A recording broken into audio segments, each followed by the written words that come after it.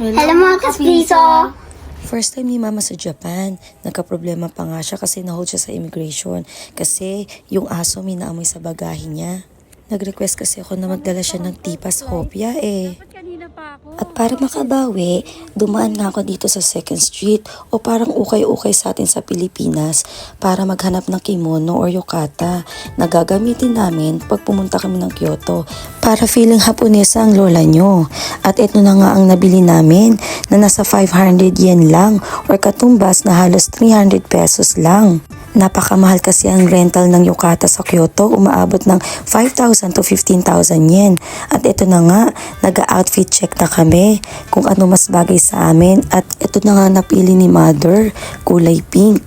Dumaan na din ako sa Daiso para bumili ng fake flowers na ilalagay sa mga buhok namin. At ito na nga ang kinalabasan. Napakamahal din naman kasi ang pagpapaayos ng buhok sa Kyoto. Halos nasa 5,000 din to 10,000 yen. Sobrang mahal, di ba? Iba pa rin yung may sarili kang effort at the same time nakatipid ka na rin. Ito na nga, ako na nga nag-aayos ng buhok nila.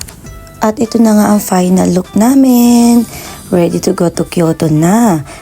Keihan train line ang ginamit namin kasi yun ang pinakamalapit na train papuntang Fushimi Inari Taisha. Yan ang una naming destination. Buti na lang maganda ang weather ngayon.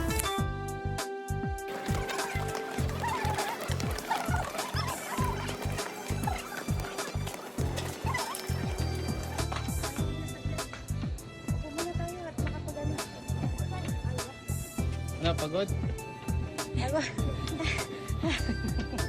Ay mo na, retouch mo na.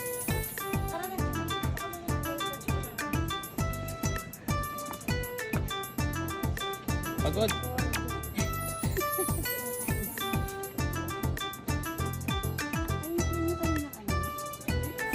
Uwi na nga daw kasi pagod na daw sila sa paglalakad. Kararating nga lang namin dyan. Buti na lang talaga, pinag-rubber shoes ko sila kasi talagang masasakit ang mga paa nila. Kaya dali-dali na kami pumunta sa Senbontori.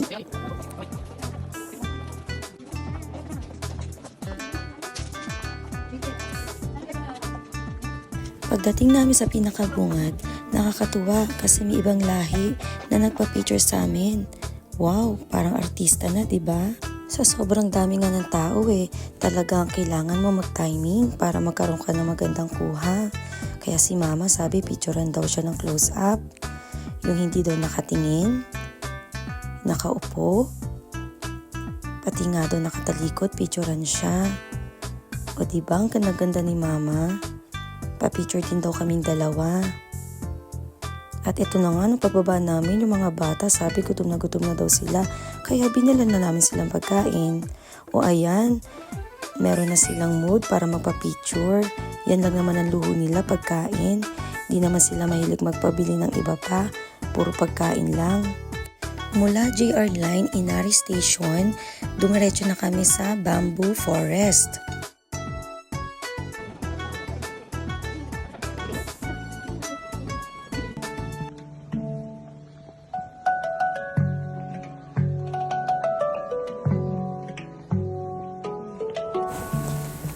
Pagdating talaga sa pinakaloob, napakadami ng tao. Di tulad nitong unang dating namin dito, halos yung mga bata nakakatakbo pa.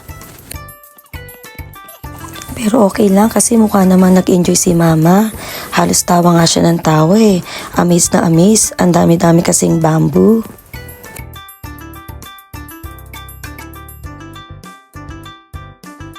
O diba? Pose kung pose. Siyempre ako din, dapat emote kung emote.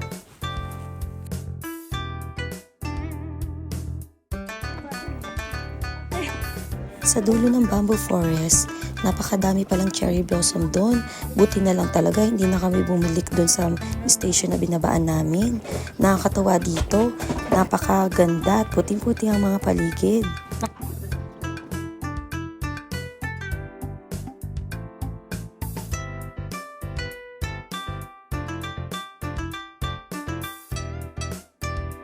Napaka-instagrammable. Napakagaling kasi talaga ng photographer namin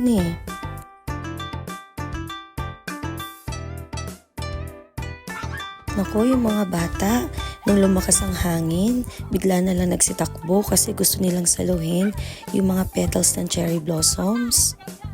Napakaganda talagang tignan. Pangatlong destination namin ay ang Kimono Forest dito sa Arayashima Station. Pagbaba nga namin dito, magaganda rin naman ang mga views, pero mag-ingat din kayo kasi napaka-steep ng daan.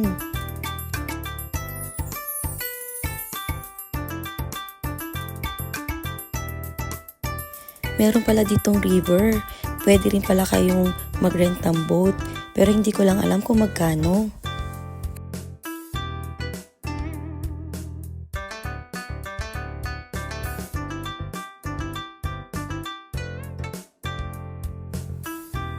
At ito na nga, I'm so proud. Ako kumuha niyan. Ang tawag daw dyan sa mga poles na yan, Kimono Forest or the Colorful Fabric Bamboo Grove in Kyoto. Napakaganda nga niyan lalo na kung mailaw. Sa loob ng station, buti na lang, medyo madilim kaya makikita mo talagang ganda ng pailaw ng mga poles.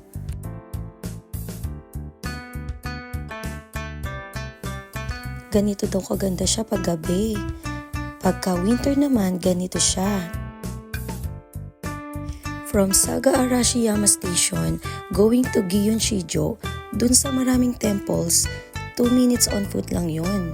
Sa dami nga ng tao sa fast food na lang kami kumain at dun na lang din kami nagpalit ng damit. Ito ang Gion Shijo. Ito ay isang theater pero sa ilalim nito ay station. Dito napakadami ng temples. Sa dami na nga ng temple, di ko na nga alam ang mga pangalan. Halos nakalimutan ko na silang lahat. May nakita nga kaming napakagandang cherry blossom tree. Ito nga pala ang Yasaka Pagoda or Tower of Yasaka. Pinakalumang temple daw dito sa Kyoto. Ito pala yung unang kuha ko nung pumunta kami ng autumn season. Paakyat na kami papuntang Kiyomizu Temple.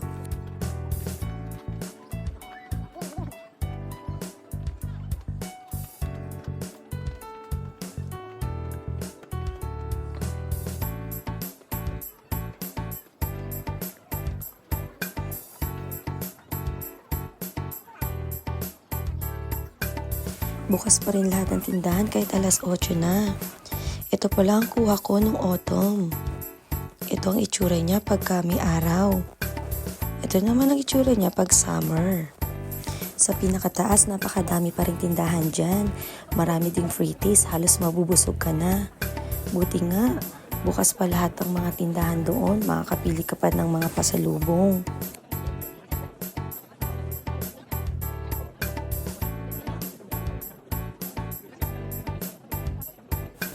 Sa wakas, narating na rin namin ang Kiyomizu Temple.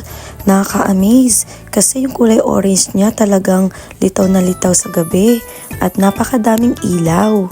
Kaya lang napakadami talagang tao.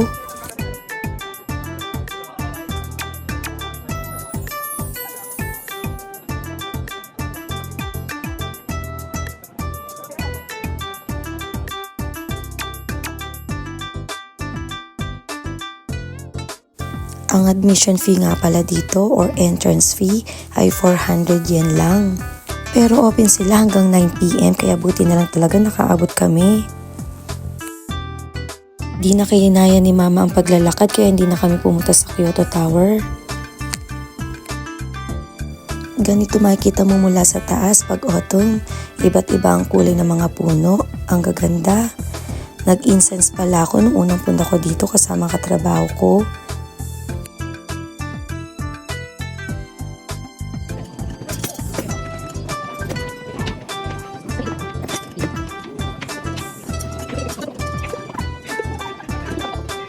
Go!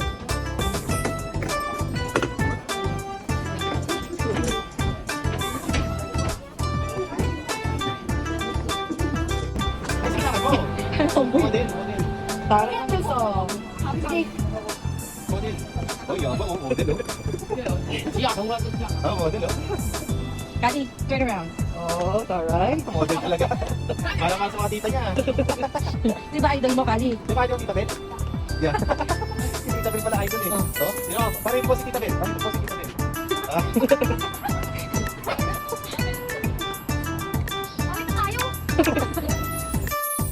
Thank you for watching. Please like and follow our page.